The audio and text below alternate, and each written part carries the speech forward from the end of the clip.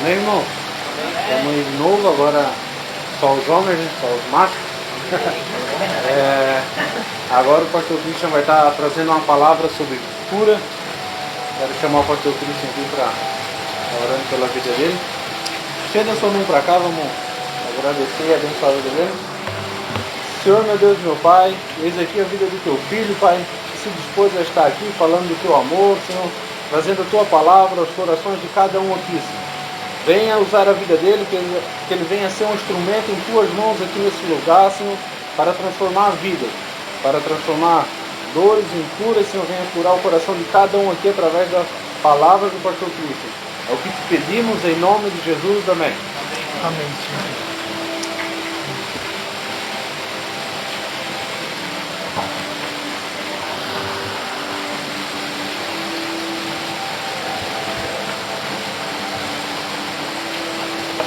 Boa noite a todos.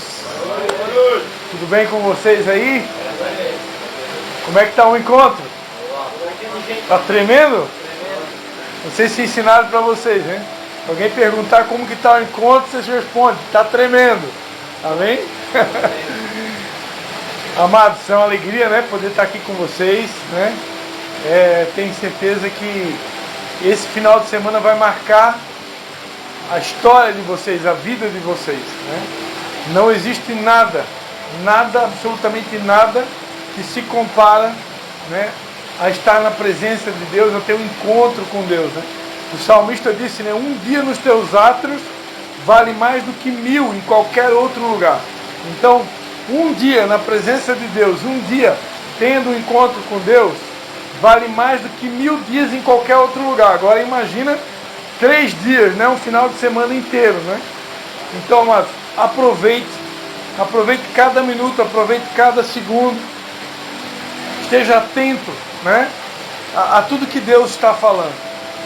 É evidente que Deus não vai descer nesse lugar aqui com um helicóptero, né? Não é assim que você vai ter um encontro com Deus.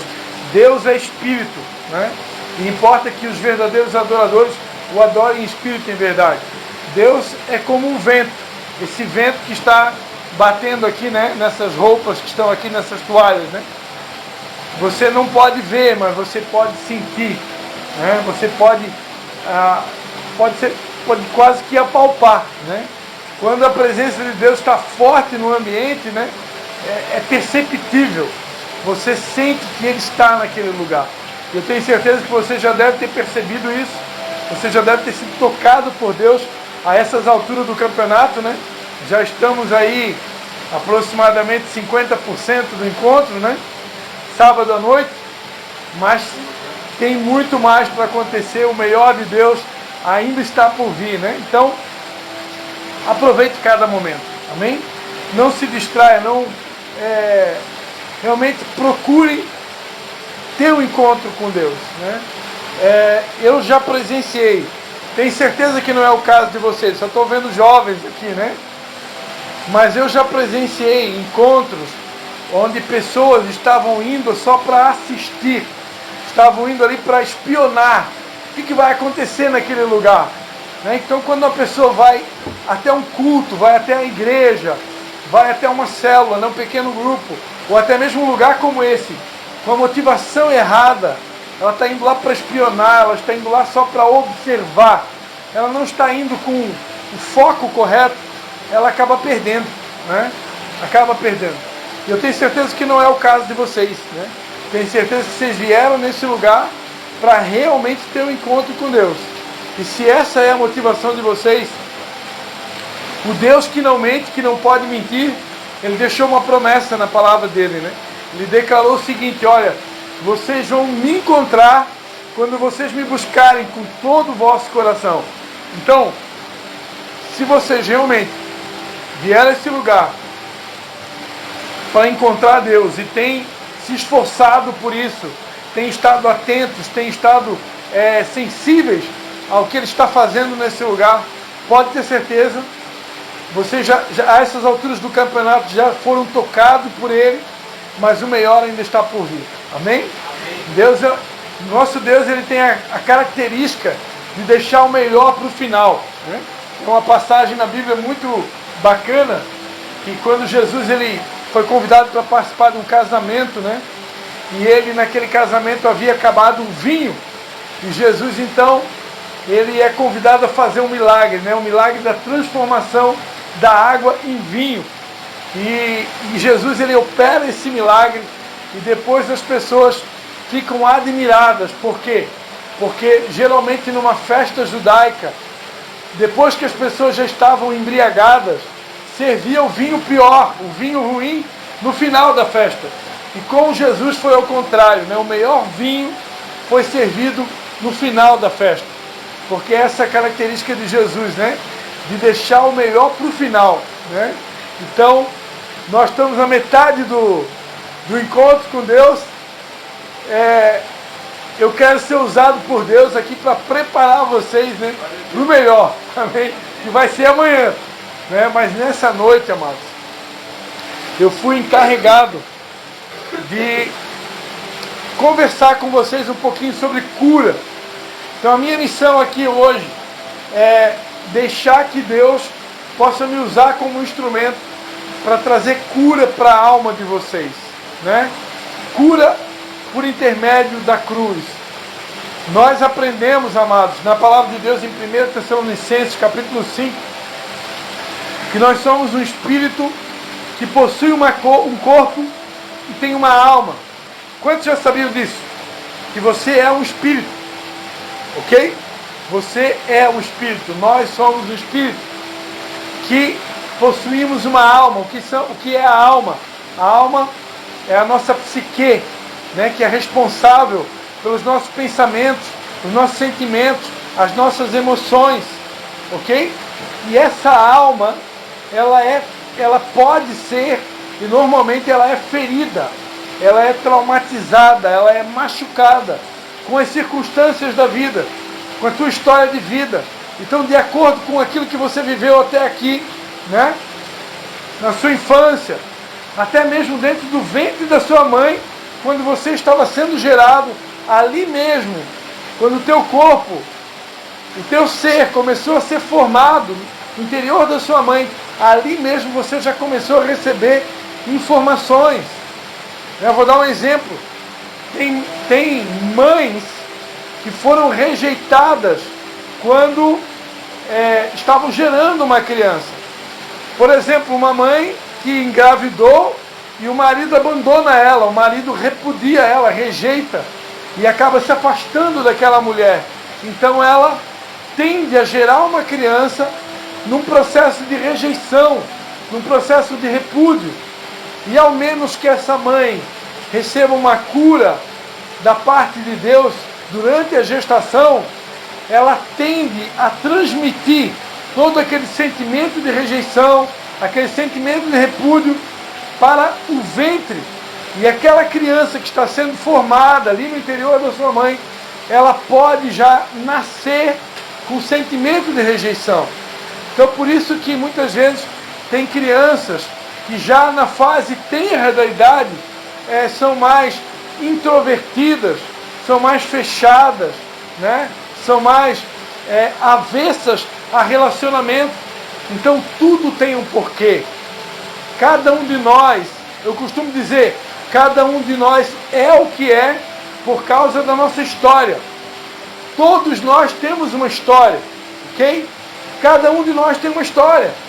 E por que uns são mais tímidos, outros são mais extrovertidos, outros são mais alegres, mais entusiasmados, outros são mais corajosos, outros um pouco menos, alguns são mais introvertidos, são mais fechados, são de pouca comunicação, não são muito sociáveis, né? E outros já gostam de muitos relacionamentos. Por que somos diferentes? Por que uns falam de mais, outros falam de menos, né? Por que uns são mais estouradinhos, né? Pavio curto, né? E outros já são mais carinhosos, amorosos. Cada um de nós tem uma história. Cada um de nós tem uma história. E de acordo com o tipo de história que você viveu, se você enfrentou traumas na sua infância, nos trabalhos que você já trabalhou, na escola que você frequentou, nos amigos que você já teve, Se você teve muitos irmãos e irmãs, de acordo com o relacionamento com os teus irmãos, o relacionamento com os teus pais, o relacionamento com os teus professores em sala de aula, o relacionamento com os teus chefes, os trabalhos que você teve, tudo isso, amado, vai desencadear, vai construir uma história que vai formar em você uma personalidade. E essa personalidade que é composta da tua alma, da tua psique, também, ela pode ter sido ferida, ela pode ter sido machucada, até mesmo traumatizada, de acordo com a tua história. Vocês estão me entendendo? Sim. E o que Deus quer fazer aqui nessa noite? Deus quer restaurar, Ele quer curar as tuas emoções. Se alguém chegou aqui com algum tipo de trava, algum tipo de paralisia nas emoções, algum tipo de paralisação nos teus sentimentos, por conta de traumas, por conta de feridas emocionais, Deus quer te curar nessa noite. Amém? Você recebe? Então, como eu falava, você é um espírito, que tem uma alma e que também possui um corpo. O corpo, você sabe o que é, né? O corpo é essa matéria aqui, né? Bata no peito aí, né? Esse é o teu corpo, né? Então, você tem um corpo. Esse corpo que é? Esse corpo é um veículo que Deus deu para você caminhar aqui nessa terra, né? Você já viu um espírito flutuando? Não tem como, né? Então Deus deu um corpo para a gente. Esse corpo, ele é um transmissor, né? Ele é o veículo do teu espírito. Mas como eu falava, você é um espírito, tem uma alma e tem um corpo. Não é o tema aqui dessa noite. Hoje pela manhã você passou por uma ministração chamada libertação, né? E você deve ter descoberto, né? Quantos pecados, quantos erros, quanta coisa feia que você já deve ter feito, não é verdade? E não sei se o meu irmão, o pastor Maico, né? Ele que ministrou, né? Meu irmão. Para quem não sabia, meu irmão, né? Eu sou o irmão mais velho. Nós somos em 4 irmãos, todos homens. Eu sou o pastor Christer, que ministrou para você hoje de manhã, o pastor Maico. E também tem o pastor Tiago e tem o Leonardo. 4 homens, todos 4 servindo a Deus, né? Não sei se o pastor Maico explicou para vocês que existem pecados do espírito, pecados da alma e pecados do corpo. Por isso que nós precisamos de uma libertação completa. Uma libertação que seja no espírito, na alma e no corpo. Deus, você vai encontrar no Novo Testamento, na Bíblia, uma palavra na língua grega chamada sozo, né? Sozo significa salvação integral. Deus, Jesus, o nome Jesus significa o Senhor é salvação. Jesus veio a esse mundo para nos salvar, para promover o sozo na nossa vida. E o que é essa salvação? Essa salvação não é só da tua alma, ela é uma salvação integral. Ela é a salvação do corpo, da alma e do espírito. Jesus, o que Ele tem para a gente é um pacote completo. Ele quer nos salvar de maneira total. Amém? Então, só para você entender que nós somos esse ser, né? Tricotônico, corpo, alma e espírito. E Deus quer curar o nosso ser. E como que Ele quer fazer isso? Como que Ele vai fazer isso? A palavra de Deus diz em Romanos, capítulo de número 12, né? Versículo 1 e 2, que se eu apresentar, se eu oferecer o meu corpo como um sacrifício vivo a Deus e permitir que Ele venha transformar a minha mente, né? Através da sua palavra, nós vamos experimentar uma boa, perfeita e agradável vontade de Deus. Então, amados, tem uma maneira que Deus escolheu, que Deus determinou para que a nossa alma seja curada. Como que Deus faz isso? Como que Deus vai fazer para curar a nossa alma? Através da renovação dela, através da renovação dos nossos pensamentos. Muitas vezes nós estamos paralisados, estamos enfermos nas emoções, doentes nas nossas emoções. Muito obrigado.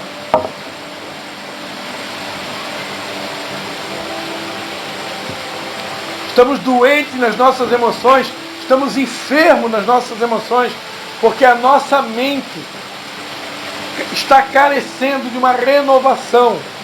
Ela está precisando passar por um processo de mudança. Ela está precisando passar por um processo de transformação. E enquanto essa transformação não acontece, né? Enquanto essa mudança não acontece, nós sofremos, né? E a gente vai aprender aqui nessa noite diversos tipos de situações que acontecem ao longo da nossa vida, que vão gerar tristeza, que vai gerar descontentamento, que vai gerar desânimo, que vai gerar dores na nossa alma. Mas nessa noite Deus quer curar você de todos esses sentimentos, de todas essas dores, amém? Você vai sair daqui restaurado. Aleluia! Diga assim, eu recebo. Amém? Glórias a Jesus. O que Deus quer nos curar? Deus quer nos curar de sentimentos, amados, como a mágoa, o ódio, a inveja, a tristeza, a dor. São sentimentos que Deus quer nos curar, né? Ele quer nos curar nas emoções, Ele quer nos libertar de toda a ansiedade, Ele quer restaurar a nossa paz interior. Existem situações que você guarda na memória, né? Lembranças do passado, lembranças desagradáveis, né? Que você guarda na memória. Situações que te causaram rejeição, situações que te causaram até mesmo a depressão, né? Complexos interiores, sentimento de culpa, medo. Sentimento de culpa, amados, ele é avassalador. Pessoas que cometeram erros graves, né? Talvez não seja o caso de vocês. Eu já tive a oportunidade de ministrar em encontros como esse para assassinos. Pessoas que sentaram aí na cadeira, que já tiraram a vida de alguém. Não sei se seja, talvez não seja o caso de nenhum de vocês. Mas imagina a culpa, né? A culpa que carrega uma pessoa que tirou a vida de alguém, né? Uma pessoa que assassinou alguém. Essa pessoa, se ela não tiver um encontro com Deus, se ela não receber cura, que só Deus pode proporcionar, essa pessoa pode carregar aquele trauma, aquela ferida, para o resto da vida dela. Independente, eu tenho uma boa notícia para te dar aqui nessa noite. Independente do pecado que você possa ter cometido, adultério, estupro, assassinato, seja lá o que for, Deus tem poder para nos curar de todo e qualquer tipo de trauma, todo e qualquer tipo de ferida, todo e qualquer tipo de lembrança do passado. Amém? Não existe nada que Jesus não possa curar. Ele tem poder para arrancar todo sentimento de culpa. Às vezes, alguns de nós andamos nessa vida, né? Meio que a palavra de Deus fala sobre uma mulher encurvada, né? E às vezes nós andamos assim, como aquela mulher encurvada. Só que nós andamos encurvados, por quê? Por causa da nossa história, por causa do nosso passado, por causa dos traumas, das feridas, das lembranças, das memórias da infância, das memórias da adolescência. E Satanás, amados, a palavra de Deus diz que ele é nosso acusador. Ele vem para nos acusar. O papel dele é te botar para baixo. O papel de Satanás é te lembrar dos teus erros do passado. O papel de Satanás é te lembrar dos pecados, dos erros, das bobagens, né, que você fez no passado. Esse é o papel dele. Por quê? Porque ele quer tirar a tua alegria. Ele quer ver você triste, ele quer ver você desanimado, ele quer ver você cabisbaixo, ele quer ver você andando como um derrotado. É isso que ele quer, né? Mas em nome de Jesus, amados, não tem nada que Deus não possa nos curar. Deus nessa noite, Ele quer nos arrancar, né, esse complexo de inferioridade, autopiedade, autocomiseração, né, sentimento de coitadinho. Muitos de nós se achando um coitadinho, tem pena de si mesmo, né? E Deus quer arrancar de nós esse coitadismo, esse sentimento de autocomiseração, de autopiedade, sentimentos como o medo, a tristeza, o abandono, a rejeição, o complexo de inferioridade, todas essas coisas Deus quer arrancar de nós. Ele quer nos curar totalmente dessas memórias do passado. Quantos estão entendendo? Amém? Palavra de Deus que todo aquele que é nascido de Deus, todo aquele que confessa Jesus como seu Senhor, como seu Salvador, se torna um filho de Deus. Você sabia que você é um filho de Deus? Bata no peito e diga assim: eu sou filho de Deus. Eu sou filho de Deus. Nessa noite, Deus vai restaurar, a minha identidade, de filho. Eu sou filho. Eu não nasci para viver como qualquer um. Eu não preciso sentir pena de mim mesmo. Eu não sou um coitado. Eu não sou um coitadinho. Eu não sou um derrotado. Eu não sou um fracassado. Eu sou filho de Deus. Eleito desde a fundação do mundo para ser santo e irrepreensível. Eu sou eleito no amado. Você pode dar um aplauso ao Senhor Jesus? Aleluia!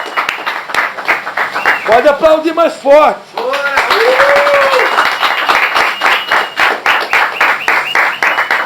Se o meu pai tivesse aqui, o pastor Dalciso Nino, o pastor de vocês, ele ia dizer, né? Se é para Jesus, pode ser melhor.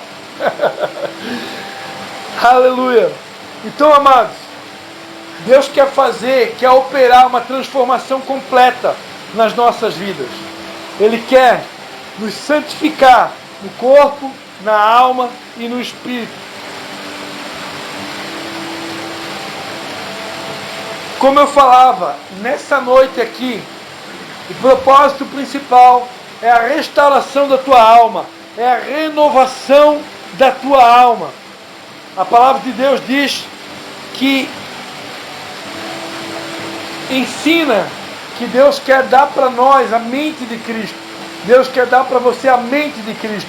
Quando eu e você recebemos a mente de Cristo, amados, a mente de Cristo é uma mente renovada, é uma mente liberta, uma mente curada de todos esses sentimentos que outrora você sentiu, mas que você não vai sentir mais, porque você vai sair desse lugar curado, amém? Alma fala de humanidade, de mente, envolve os sentimentos, vontade, pensamento, consciência. Nessas áreas, todos nós já fomos feridos através de relacionamentos. E por causa dos relacionamentos, é nos relacionamentos que nós nos decepcionamos. É nos relacionamentos que nós somos feridos. É nos relacionamentos que nós nos decepcionamos, nos desapontamos. E por causa dessas feridas que acontecem nos relacionamentos, essas rupturas, esses choques, essas rixas, brigas. Alguém aqui já brigou na escola? Alguém aqui já entrou numa briga de rua? Eu fui lutador de karatê, amados. Eu sou faixa roxa em Kung Fu. E quando eu estava estudando arte marcial, né, que eu cheguei a atingir a faixa roxa, né? Depois da roxa vinha a vermelha, a marrom e a preta, né? Então quando você atinge uma faixa roxa, que nem era o meu caso, você já começa a achar que você é o bam. E aí, quando eu ia para uma balada, eu já ficava esperando, né? Só alguém olhar meio atravessado para mim. Toma cuidado, eu sou faixa roxa.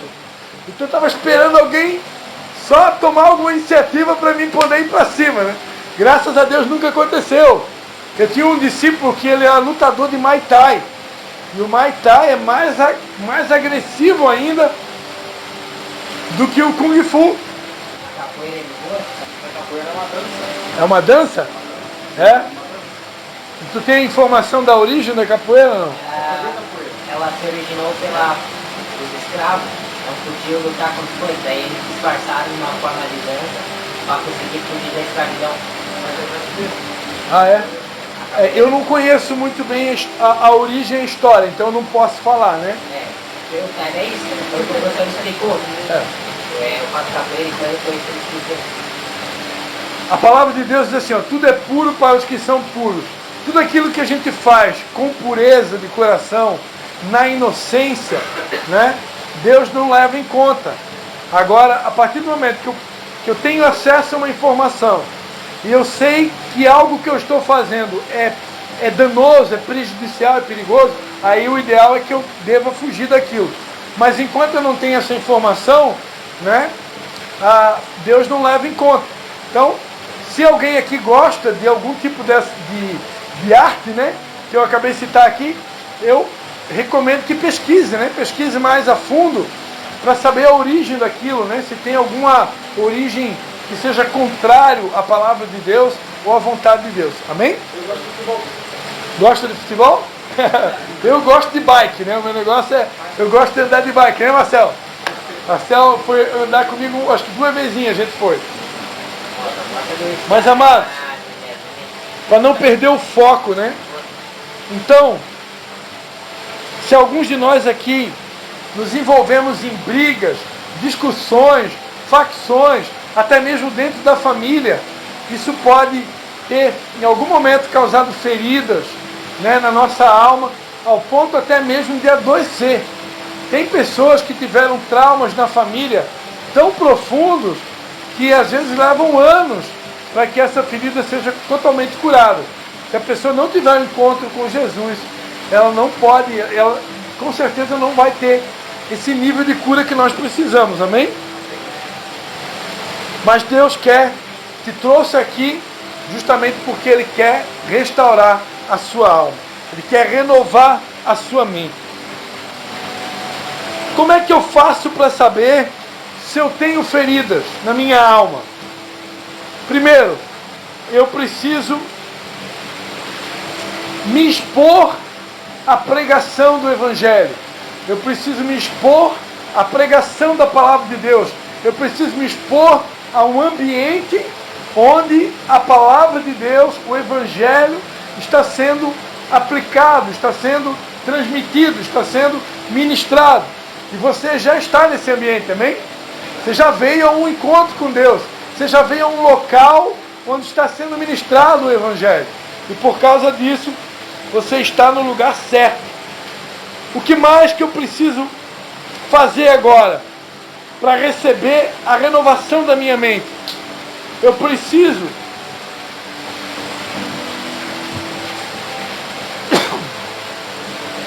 permitir que essas lembranças do passado sejam trazidas à tona, né? Eu preciso entrar em contato com essas feridas emocionais. Eu preciso entrar em contato com essas lembranças, né? E o Espírito Santo vai nos ajudar nessa noite a você lembrar tudo aquilo que você precisa lembrar, trazer à memória, né? Tudo aquilo que lá no passado te causou dor, te causou ferida, para que em contato com essas feridas você possa ser curado.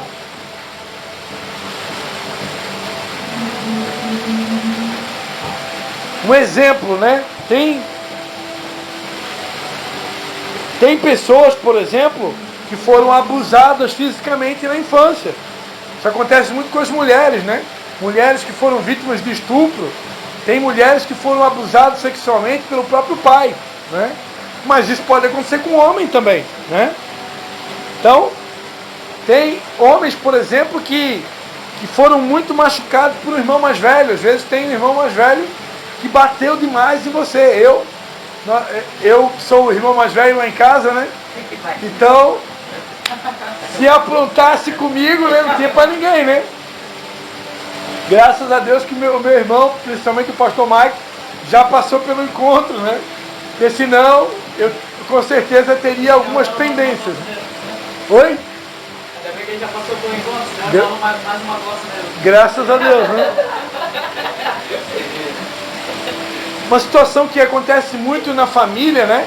É quando a mãe ou o pai demonstra preferência por algum filho. Isso acontece muito, né?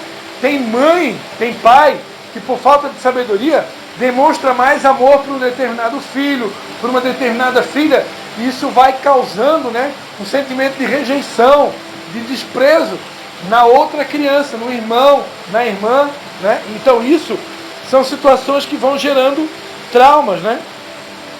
Ao longo da história. E nessa noite Deus quer trazer tudo isso à tona para que você receba a cura da parte de Deus. A terceira coisa que eu preciso fazer para saber se eu tenho feridas, né? Eu preciso perceber os meus comportamentos limitadores. O que são comportamentos limitadores? Comportamentos limitadores, amados, são algumas espécies de feridas, né? Ou de comportamentos não sadios. Existem alguns comportamentos que nós temos que não são saudáveis, não são sadios. Nós temos alguns hábitos que nós praticamos ao longo da história por conta das nossas feridas, dos nossos traumas, e nós não nos apercebemos que esses comportamentos não são saudáveis. E por isso são chamados, né, pelos especialistas de comportamentos limitadores, né? E nós precisamos fazer o que nessa noite? Você precisa conhecer esses comportamentos, você precisa admitir que você pratica alguns deles e você precisa rejeitar eles. Você precisa pedir a Deus nessa noite que te liberte desses comportamentos, porque esses comportamentos não são saudáveis, ok? E eu a partir desse momento, eu quero começar a apresentar para vocês quais são esses comportamentos que muitos de nós já cometemos em algum momento, que não são saudáveis, que nós precisamos abrir mão desses comportamentos. Se alguém está anotando, quer anotar, né? Fique à vontade, né? Primeiro comportamento: jamais admitir erros. Tem pessoas, amados, que nunca admitem erros. Tem pessoas que nunca admitem erros. Elas sempre têm a razão. Você conhece alguém assim? Você conhece alguém que ele sempre está com a razão? Ele nunca admite que errou. Ele é o santarrão, né? Ele é o super-homem. É o simple of the best, né? O cara que nunca erra, né? Ou é a Mulher Maravilha. Ela nunca erra. Amados, não existe ninguém que nunca erra. A Bíblia diz que não há nenhum justo sequer. Todos pecaram, né? Não há um homem justo sequer na terra. O único que é santo, santo, santo é Jesus de Nazaré. Nós nos tornamos santos por causa do sangue dele e da justificação que há através do sacrifício de Jesus. Mas santo de verdade, o único que é totalmente separado é Jesus. Amém? É Deus. Então eu preciso admitir que eu também erro, ok? Segundo, tem pessoas que vivem chantageando. Tem pessoas que adoram fazer uma chantagem, né? Através de ameaças, elas querem amedrontar as outras pessoas, ficam intimidando outras pessoas. Você conhece alguém assim, né? Tem pessoas que usam de poder, né? Ou superabusam do poder para fazer ameaças, né? Isso é algo muito sutil para conseguir o que você quer. Terceiro, mente confusa. Pessoas que vivem constantemente perturbadas, confusas, não conseguem distinguir as situações, trocam uma coisa pela outra, nunca faz o que deve ser feito. Então tem gente, amado, que foi tão ferido nos sentimentos, foi tão machucado nas emoções, que a pessoa fica meio perturbada, ela fica meio confusa, troca as palavras, esquece das coisas, né? Quarto, sentir prazer na desgraça do outro.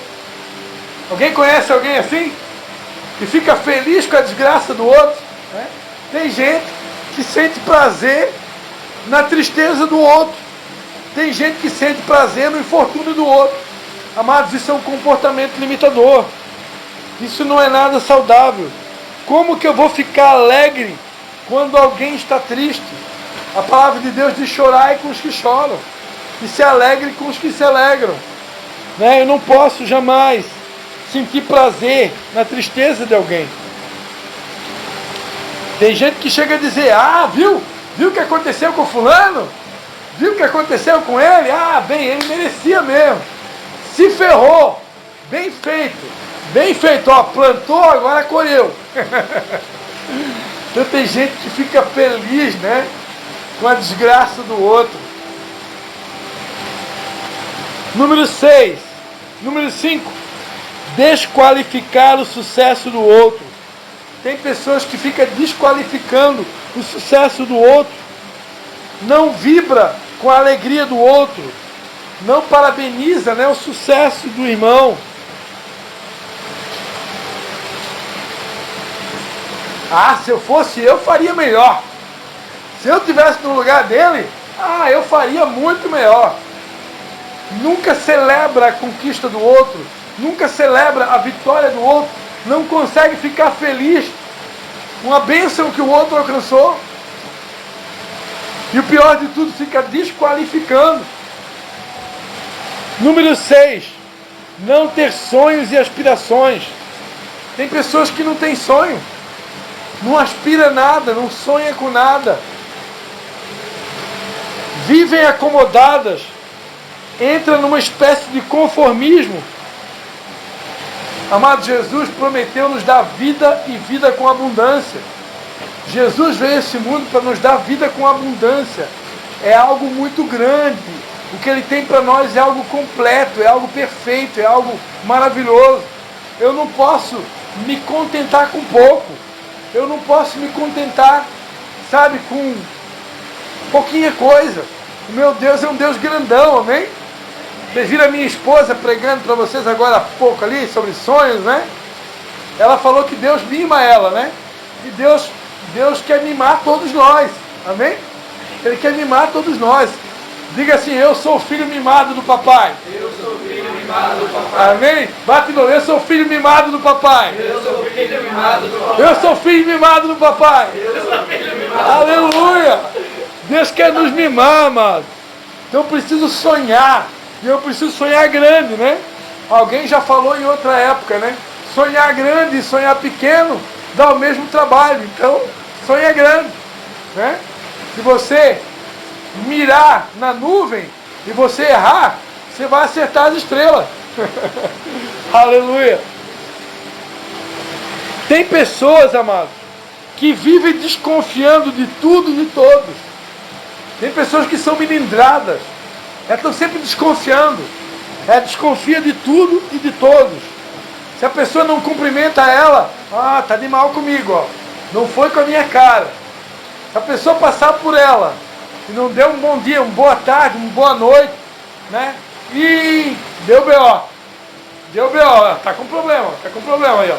Tá magoado comigo. Tá magoada comigo, nem quer me ver mais, ó. Deu ruim. A pessoa está sempre melindrada. Fica desconfiando de todo mundo, fica desconfiando das pessoas. Estão sempre com o pé atrás. Já viu alguém assim? Está sempre com o pé atrás. Tem pessoas que são cheias de fobias, né? Tem medo de altura, medo de elevador, medo de espaço fechado, ou medo de espaço aberto, né? Tem gente que chega a passar mal. Tem gente que chega a passar mal.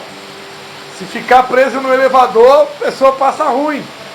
Eu não me considero alguém com problema nessa área. Mas particularmente, quando eu estou num prédio muito alto, né? Já fui em prédio aí de, 15º andar. Aí você está lá no 15º andar, você olha para baixo.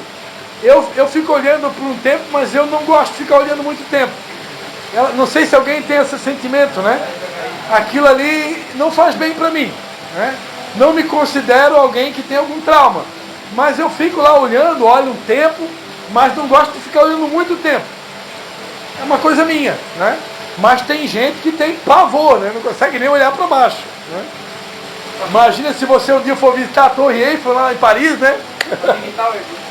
A Big Tower? Oi? Como é que é? A Big Tower do Beto Carreiro, que é uma... Eu não vou. Big Tower, eu já fui no Beto Carreiro, eu já fui no elevador. O elevador eu consegui, mas na Big Tower não é pra mim. Não gosto de Big Tower e também não gosto daquele montanha-russa também. É. Montanha-russa, se eu comer alguma coisa antes, vai dar ruim. Hipocondríaco, né? Tem pessoas que são hipocondríacas, né? Ela tem mania de saúde, ela está sempre preocupada com tudo, né? Tem gente que tem mania de remédio.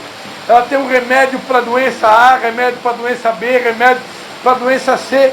Ela nem está doente e ela já está tomando remédio para se prevenir. Essa semana, mas eu conheci uma pessoa que mora inclusive aqui por perto. E a pessoa falou para mim que ela nunca fica doente. Eu disse, poxa, qual que é o teu segredo? Eu disse, eu tomo remédio de cobra. Remédio de cobra? O que é isso? Eu disse, isso é um remédio que a gente compra na agropecuária, que é para se prevenir contra a picada de cobra. Eu disse, meu Deus, o cara compra remédio para bicho na agropecuária. Que caso ele vier ser picado por uma cobra, né, o cara já está imune, né? Só que eu estava conversando com a minha esposa sobre isso, né? Isso é muito perigoso, né? Porque se você fica tomando esse remédio aí, o teu organismo, ele vai se adaptar com aquela medicação, e se o cara um dia for picado realmente pela cobra, ele já não sente mais nada, porque o remédio já se tornou, como é que chama? Já teve anticorpos para Deus, Mas aí fica prevenido? Não, porque o anticorpo já não faz efeito. O anticorpo não faz mais efeito, porque o cara... Toma um remédio de cobra, tá osso. Pois é. Então, queridos, tem gente que tem mania de doença, né? Claro que é importante... Claro que é importante cuidar da saúde, amados. A Bíblia diz que nós somos o templo do Espírito Santo. Então eu tenho que cuidar da minha saúde, eu devo cuidar, né? Cuidar com aquilo que eu estou comendo, que eu estou bebendo. Eu não vou, se eu sei que eu sou o templo do Espírito Santo, eu não vou colocar droga para dentro de mim, eu não vou me encher de substâncias, né, ou alimentos que vão estragar ou prejudicar a minha saúde. Agora, viver com mania de doença é uma outra coisa, totalmente diferente. Tem pessoas que são ciumentas ao cubo, né? Ela vive insegura. Ela tem medo de ser traída, tem medo de ser trocada, né? O cara não aguenta a namorada, né? Porque o cara é tão ciumento que a namorada, ela acaba saindo fora, porque o cara demonstra muita insegurança. Então, isso é um comportamento limitador, né? Está sempre com ciúme, não tem autoconfiança, não acredita no seu potencial. 11º, tem pessoas que estão sempre tristes, né? Estão sempre desgostosas, expressam tristeza no olhar e às vezes até na postura corporal. Vive num estágio constante de pesar e aborrecimento. É aquela pessoa que está sempre no deserto. Daí, meu irmão, como é que você está? Pastor, estou no deserto. E daí, meu irmão, pastor, estou na prova. E daí já saiu da prova. Não, pastor, estou na prova. Aí passa um ano. E daí, irmão, estou na prova, pastor. Passa 2 anos. Estou no deserto. Até canta aquela música, né? Caminhando num longo deserto que parece nunca terminar. Né? O deserto nunca passa na vida dela. Né? O cara está sempre para baixo. Sempre desanimado, anda cabisbaixo. E já tem gente que é o contrário, né? Está sempre rindo. O tempo todo o camarada está rindo. Só que é uma alegria falsa. Não é uma alegria verdadeira, né? É uma alegria mascarada. O camarada está o tempo todo rindo. Ele está simulando uma falsa alegria, né? Para tentar provar para as pessoas ou mostrar para as pessoas que ele é o super crente, que ele é o super homem, que nunca fica triste. Amados, isso é uma doença da alma, é um comportamento limitador. Se o próprio Jesus, o Filho de Deus, ficou triste, com a alma dele triste até a morte. A Bíblia diz que quando Jesus estava no jardim do Getsemane, a alma dele ficou angustiada até a morte. Jesus ficou profundamente triste. Então, se o nosso Deus, o nosso Senhor, ele ficou profundamente triste, por que eu e você também não podemos ficar tristes? Então, querer fingir ser alegre o tempo todo, fingir uma falsa alegria, isso é um comportamento limitador. A Bíblia diz que há um tempo para todas as coisas. Então, tem o tempo de rir, mas também vai ter o tempo de chorar. Tem o tempo de abraçar, mas também tem o tempo de se afastar de abraçar. Tem o tempo para tudo. E se eu estiver vivendo um momento de luto, eu não preciso fingir uma falsa alegria para agradar os outros. Eu tenho que viver o meu luto. Quando é tempo de chorar, eu vou precisar chorar para poder ser curado nas minhas emoções. Tem pessoas que estão de luto e ela vai lá e começa a tomar um remédio faixa preta e ela não vive o luto dela, ela não consegue chorar. Por quê? Porque ela está mascarando o luto tomando uma medicação. Essa pessoa, ela é uma séria candidata a ficar com traumas nos sentimentos. Por quê? Porque ela não extravasou as emoções dela, ela não botou para fora os seus sentimentos. E isso é muito perigoso e danoso para as nossas emoções. Amém? Quantos estão entendendo? Então tem gente que está sempre rindo, né? O famoso palhaço da festa, né? O cara ri o tempo todo e quando muitas vezes está chorando por dentro, né? O cara está chorando por dentro e nós pastores, né? Nós pastores muitas vezes, né? Agimos como os verdadeiros palhaços da festa, né? Nós pastores muitas vezes, porque nós somos líderes, nós precisamos ser fortes, né? Para poder transmitir força. Muitas vezes nós pastores por dentro estamos quebradinho. Mas aí a gente tem que transmitir força, porque vocês estão vendo em nós, né? Pais espirituais, né? Pessoas que são referência para vocês. Então, muitas e muitas vezes nós precisamos demonstrar força. E o Senhor realmente, Ele é uma fortaleza para conosco. Agora, não é pecado você viver momentos de tristeza. Você ter seus lutos. Amém? Então você não precisa fingir uma coisa que você não é. 13º, agir compulsivamente. Então tem pessoas que agem por impulso, né? A pessoa nem pensa, ela já está fazendo. É uma espécie de ansiedade crônica. A pessoa age por impulso. E também tem a comparação compulsiva, né? Tem pessoas que têm compulsão por ficar se comparando. Fica se comparando com as pessoas. Aí se compara com o outro, se compara com o corpo do outro, a casa do outro, o carro do outro. Mas na verdade fica se comparando, né? O teu QI com o outro, né? O teu conhecimento com o outro, o teu corpo com o outro. Isso não é saudável. Outro comportamento limitador, a avareza, né? Não usufruir do dinheiro que você tem. Tem pessoas que não sabem gastar dinheiro. A pessoa tem dinheiro, mas ela não sabe gastar. Ela quer só poupar, guardar. E é o verdadeiro miséria, né? Ele quer guardar. A palavra de Deus diz que eu não tenho que acumular tesouros nessa terra, onde a traça e a ferrugem corrói. Mas eu tenho que ajudar tesouros no céu, né? Aqui na terra, mano, dinheiro foi feito para gastar. Eu tenho que investir no reino de Deus, investir em pessoas, investir em vidas, né? Se você tem família, investe no teu cônjuge, investe nos teus filhos, vai gastar esse dinheiro. Mas tem gente, amado, que não sabe usufruir, né?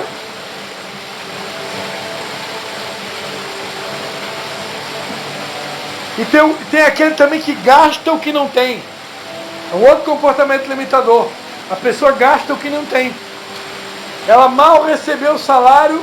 Se ela tiver um cartão de crédito, quando ela recebe o salário é só para pagar a fatura do cartão.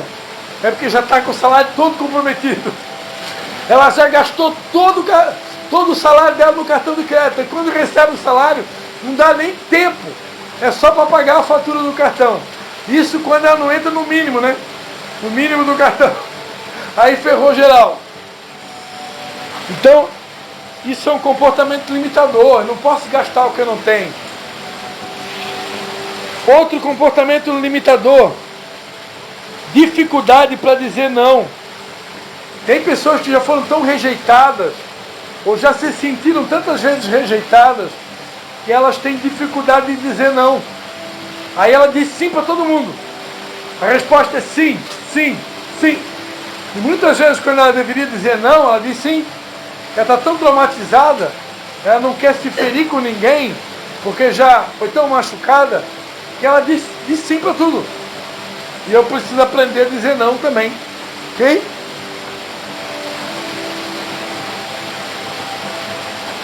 Sentir-se sem mérito diante de elogios. Tem pessoas, amados, que têm uma autoestima tão baixa, que ela não sabe ganhar um elogio. Ela ganha um elogio, não, mas não é pra mim, não é pra mim.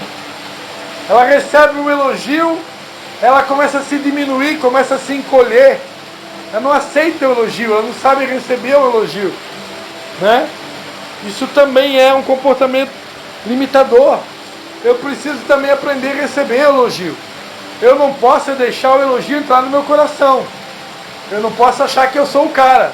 Quando eu ganho o elogio, eu tenho que transmitir os méritos para Deus. Foi Deus que me fez assim. Foi Deus que me deu esse talento. Foi Deus que me deu essa habilidade. Foi Deus que me deu essa competência. Foi Deus que me deu esse dom. Então eu transfiro tudo para Ele. Mas eu posso receber, amém? Posso receber elogio, porque eu sou filho de Deus.